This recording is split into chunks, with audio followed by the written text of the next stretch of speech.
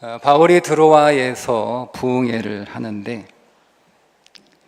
설교를 듣던 유두고가 추락사하는 사고가 일어났습니다.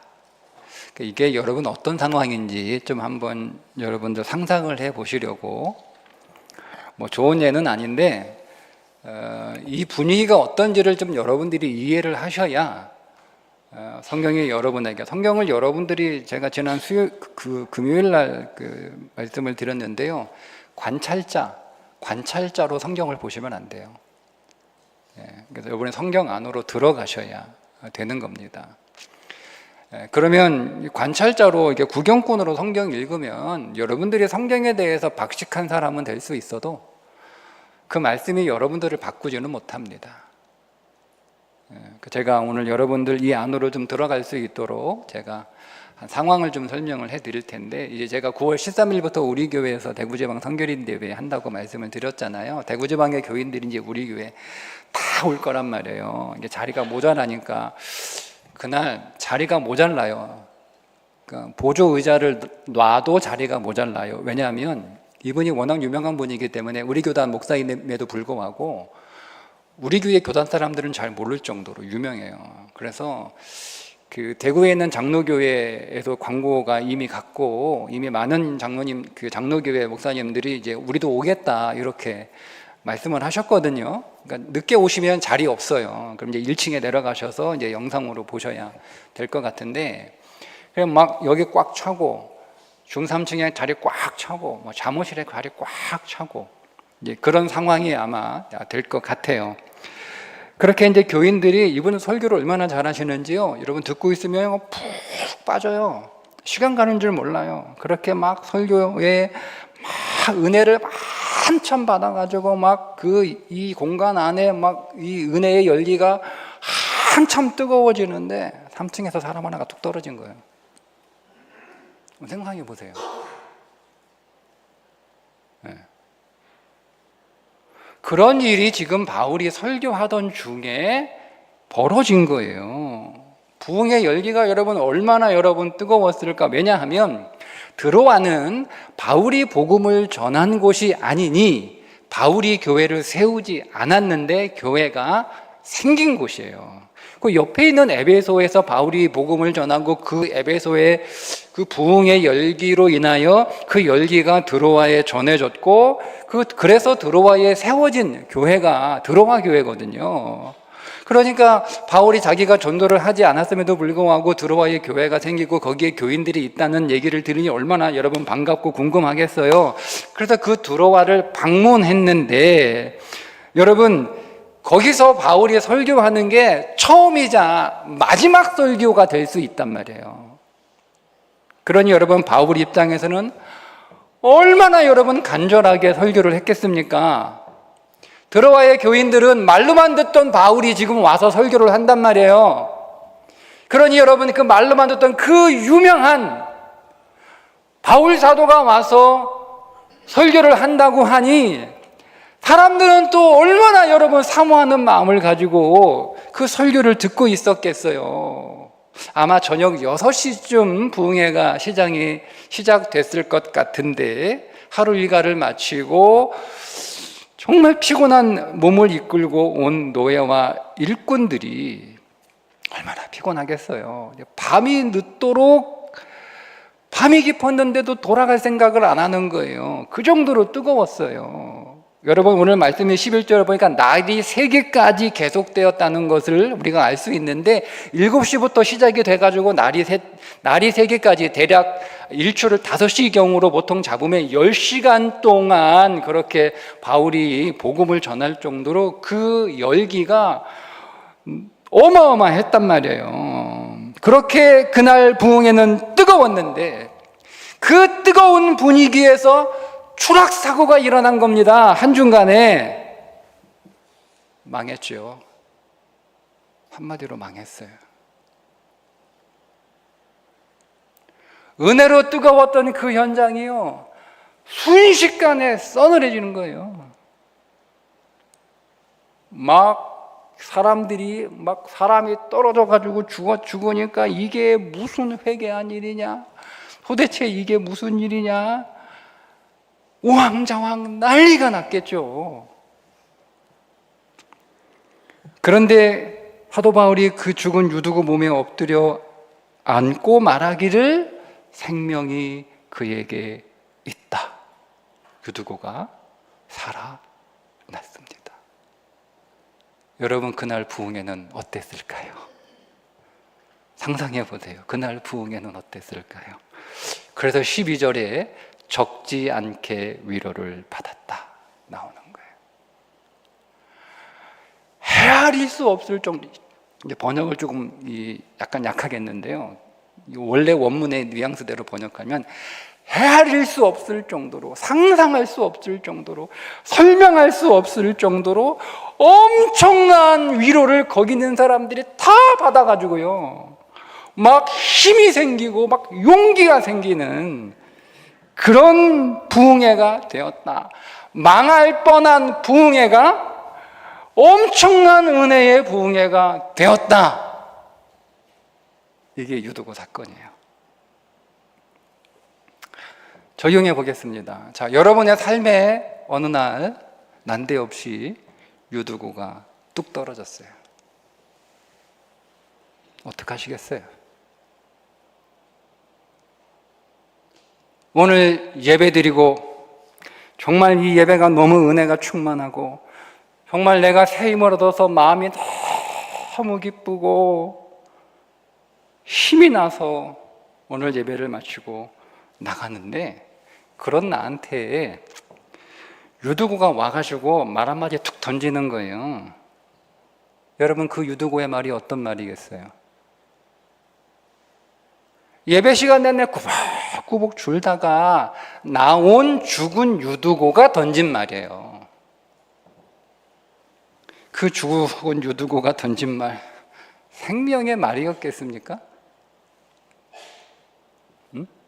생명의 말이었겠어요? 사망의 말을 툭 던진 거예요. 그 죽은 유두고가 내 인생 안으로 툭 떨어진 거죠. 기분 상하죠.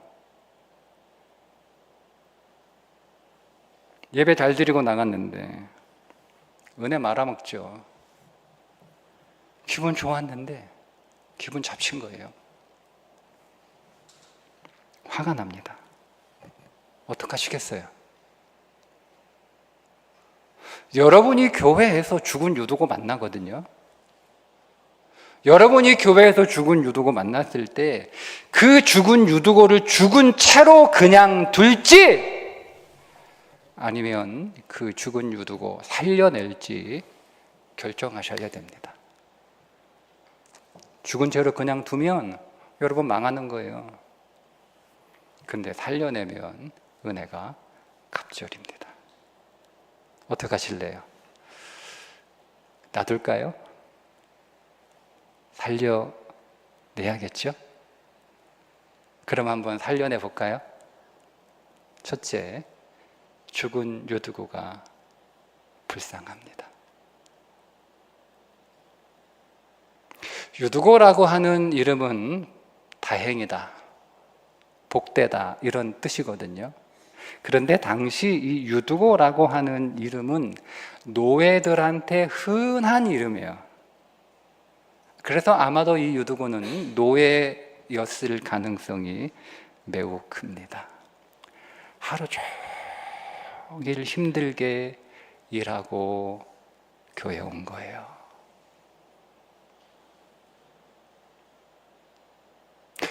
아마도 일이 좀 늦게 끝난 것 같아요. 그래서 예배가 이미 시작이 됐는데 많이 늦었습니다.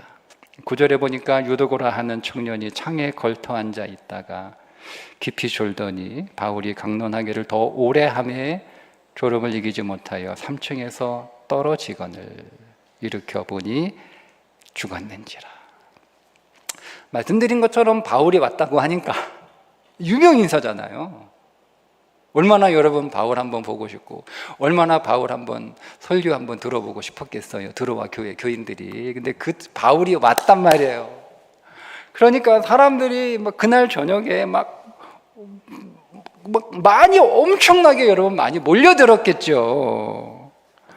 그러니까 이 유두고가 늦게 왔으니까 자리가 없어. 1층에도 자리가 없고 2층에도 자리가 없고, 그래서 3층까지 올라갔는데 3층에도 자리가 없어요. 그래서 어디 앉은 거예요? 자리가 없어가지고 창에 걸터 앉은 거예요. 자리 없으면 그냥 돌아가잖아요. 자리 없으면 그냥 돌아가잖아요. 주차할 데 없으면 그냥 돌아가잖아요. 피곤한데, 막 하품이 나고 막 피곤한데, 2층까지 3층까지 올라갔는데 자리가 없으면 돌아가요. 그런데 어디 자리 없을까 찾아가지고 자리가 없으니까 그 창에라도 걸터 앉은 거예요. 설교 한번 들으려고. 여러분, 노예가 하루 종일 힘들게 여러분 일하고 그 늦게까지 일하고 돌아왔는데 집에 가서 얼마나 쉬고 싶었겠어요. 잠이라도 여러분 조금 더 자고 싶지 않았겠습니까? 그런데 교회 왔잖아요. 얼마나 기특해요. 믿음이 있습니다. 믿음이 있어요. 근데 피곤을 이기지 못한 거예요. 예, 졸더니라고 우리 성경 번역했는데 이게 졸음에 점점 압도되다, 이런 뜻입니다. 그러니까 꾸벅 존 게 아니고요. 이 졸음이 오니까 막 이거를 막 이겨내려고 막 몸부림친 거예요. 졸음하고 막 싸우려고 막 꼬집고 뭐 비틀고 뭐 한 거예요.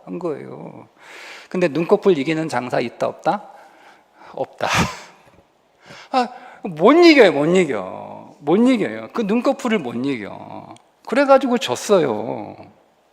여러분, 그래도 3층 창문은 그래도 밖에서 선선한 바람이 들어오는 장소 아니에요. 그런데도 여러분 얼마나 피곤했는지 졸음을 이기지 못했어요. 얼마나 피곤했으면 그랬을까. 그렇게 애를 썼는데도 죽었어요. 죽은 유도고가 불쌍합니다. 두 번째, 바울이 끌어안았습니다. 죽은 유도가 와가지고 뭐라고 한마디 하면 뭐라는 거야 이거 하고 인상 쓰면서 그냥 확 밀어내잖아요, 우리. 그죠? 끌어안으셔야 됩니다. 10절에 바울이 내려가서 그 위에 엎드려 그 몸을 안고 말하되 떠들지 말라. 끌어안으면서 뭐라고 얘기해요? 떠들지 말라. 여러분, 끌어안는 것과 떠드는 건 반대예요. 떠들지 마세요. 죽은 유도구가 여러분 인생 안으로 들어왔다고 떠들지 마세요. 끌어안으세요. 바울이 유두고를 끌어안아서 다행히 유두고가 살아났지만 안 살아날 수도 있다. 죽은 유두고 끌어안는다고 다 바로 살아나는 거 아니에요. 당장 안 살아나요. 늦게 시간이 걸려서 살아나는 사람이 있고요. 어쩌면 영영 안 살아날 수도 있습니다. 그래도 내 안에서 살아나면 됩니다. 아멘. 내 안에서 살아나면 됩니다. 그럼 내 안에서 살아나게 하려면, 내 안에서 살리려면 끌어안아야 되는데, 끌어안는 게 뭔지 좀 설명을 하려면, 여러분 이해를 좀 하시려면 에스겔 47장으로 가야 돼요. 에스겔 47장을 좀 여러분 성경을 좀 펴셨으면 찾아보시면 좋겠는데요. 여러분 잘 아시는 에스겔 47장은 성전에서 물이 나오는 거예요. 성전에서 물이 나와 그 물이 점점 차오르잖아요. 발목에 차오르고 무릎에 차오르고 허리에 차오르고 더 차올라서 강이 돼가지고 완전히 나를 뒤엎어버리는 그 생명의 강이 되는 환상인데, 그 생명의 강이 차올라서 강이 되니까 바다가 살아나고 죽은 물고기가 살아나고 물고기들이 많아지고 죽어있는 것들이 다 살아나는 환상이 그게 여러분 에스겔 47장의 생명수 강의 환상인데, 여러분 성경 보시면 그렇게 다 살아나는데 살아나지 못하는 게 있어요. 11절이에요. 11절을 보세요. 11절에 뭐라고 쓰여 있는지 찾으셨어요? 47장 11절 읽어볼까요? 그 진펄과 개펄은 되살아나지 못하고 소금 땅이 될 것이며. 다 살아나는데 못 살아나는 게 두 곳이다. 진펄하고 개펄은 못 살아난다. 진펄은 뭐냐면 물이 들었다가 물이 빠진 습지를 진펄이라고 부르고, 개펄은요 물이 고여있는 웅덩이를 개펄이라고 부릅니다. 그러면 진펄은 뭐냐면 말이요, 하나님의 말씀이 한쪽 귀로 들어왔다가 다른 쪽으로 나가는 거예요. 말씀을 한 귀로 듣고 한 귀로 흘려버리는 걸 진펄. 말씀이 들어오면 그 말씀을 딱 담아야 되거든요. 계속 담아가지고 그 말씀이 내 발목에 차고 무릎에 차고 허리에 차서 그 말씀이 결국 나를 완전히, 내가 그 말씀에 완전히 잠기도록 해야 되는데, 말씀이 어떻게 한쪽 귀로 들어와서 한쪽 귀로 계속 나가니까 물기만 있는 거야. 물기만, 질퍽한 물기만 있는 거야. 그게 진펄이에요. 개펄은 고인물, 물이 있는데 물이 고여 있어. 그러니까 고인물 신앙이 개펄이에요. 개펄. 근데 둘 다 죽었다고 그래요, 성경은. 죽은 유도고가 진펄, 개펄 상태에 있는 거예요. 진펄, 개펄 상태에 있으면 여러분 죽는 거예요. 그가 죽은 유두고예요. 안 떨어졌어도 죽은 유두고라니까. 자, 그런데 여러분 이상하잖아요. 성전에서 나온 물이 일부러 거기만 안 갔을까요? 지금 제가 설교하는데 제가 찬양대는 일부러 얘기 안 하고 그냥 여기만 이렇게, 당신들 듣지 마, 이렇게 여기 못 듣는 언어로 제가 설교하는 거 아니잖아요. 그러니까 일부러 물이 그쪽으로만 안 간 게 아니잖아요. 그쪽으로도 물이 갔다니까요. 거기도 물이 흘러갔어요. 근데 다 살아나는데 왜 거기는 안 살아났느냐 하는 거죠. 말씀을 흘러 들어오면 그 말씀을 꾸준히 잘 담아서 말씀이 계속 차올라야 하는데 그렇게 안 한 거예요. 한 귀로 듣고 한 귀로 흘려버렸다니까요. 그게 조는 거예요. 그게 조는 거. 눈 뜨고 멀쩡하게 앉고 있다고 해서 여러분 안 조는 게 아니고 한 귀로 듣고 한 귀로 흘려버리는 게 조는 거. 고인물은 뭐예요? 고인물. 예? 내가 한번 들었고, 옛날에 들었고, 많이 들었고, 잘 알고 있고, 알고 있는 거 또 얘기하네. 다 아는 내용인데 또 얘기해. 뭘 아는 걸 자꾸 얘기해. 예? 그래서 더 이상 들으려고 하지 않는 거, 그게 고인물이에요. 그것도 조는 거예요. 멀쩡하게 눈 뜨고 있어도요, 여러분 한 귀로 듣고 한 귀로 흘려. 고인물로 있으면 여러분 조는 거예요. 그러면 뭐가 된다? 죽은 유도고 되는 거예요. 생명의 말씀이 그 안에 없어. 썩은 물만 있는 거예요. 고인물, 썩은 물만 있어요. 그럼 입에서 뭐가 나와요? 그러니까 사망이 나오지. 여러분 야고보서에서 어떻게 한 샘에서 쓴물과 단물이 나올 수 있느냐라고 말씀하고 있지 않습니까?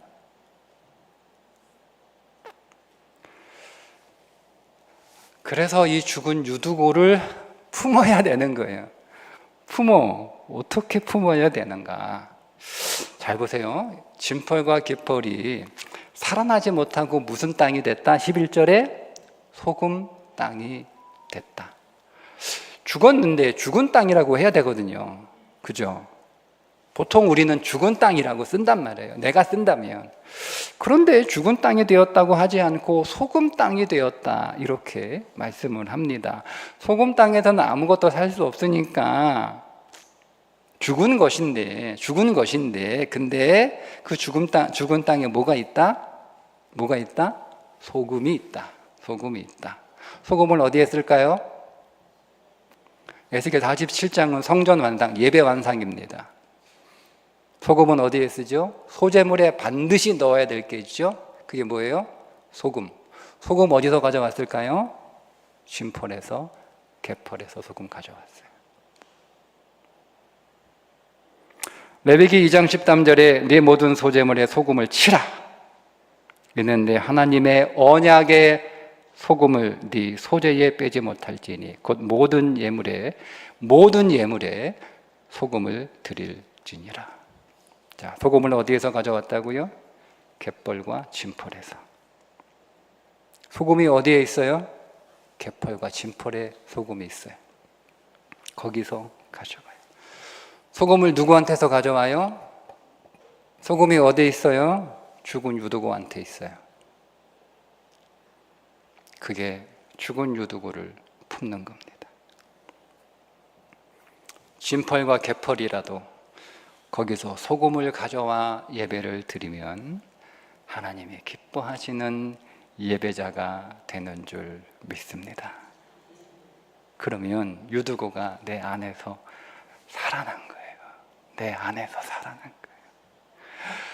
여러분, 죽은 유두고가 실제로 살아나든 못 살아나든 그건 내 소관 아니에요. 내 소관 아닌데 여러분 자꾸 살려내려고 하지 마세요. 내가 하는 거 아니에요. 그러니까 떠들지 마세요.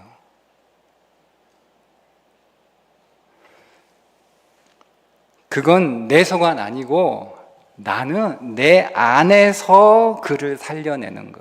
그게 내 책임입니다. 내 안에서. 그러니까 내 안에 계속 그 유두구를 죽은 채로 놔두면 내 안에서 안 살려내고 죽은 채로 놔두면 나 망하는 거예요. 일주일이 망할 수도 있고요. 한 달이 망할 수도 있고 1년이 망할 수도 있고 평생 망할 수도 있어요. 그런데 내 안에서 그 유두구를 살려내면 어떻게 된다? 은혜가 갑절이 된다.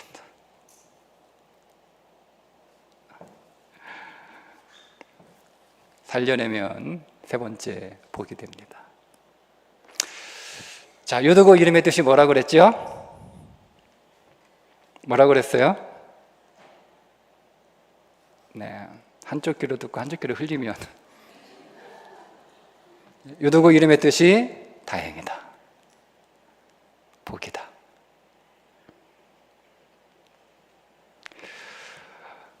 죽은 유두고 때문에요. 예배 잘 드리고 나서 죽은 유두고가 툭 던진 한마디 말 때문에 나 완전 오늘 예배 망칠 뻔했어. 그런데 그 유두고 살려내니까 다행이다. 망할 뻔했는데 참 다행이다.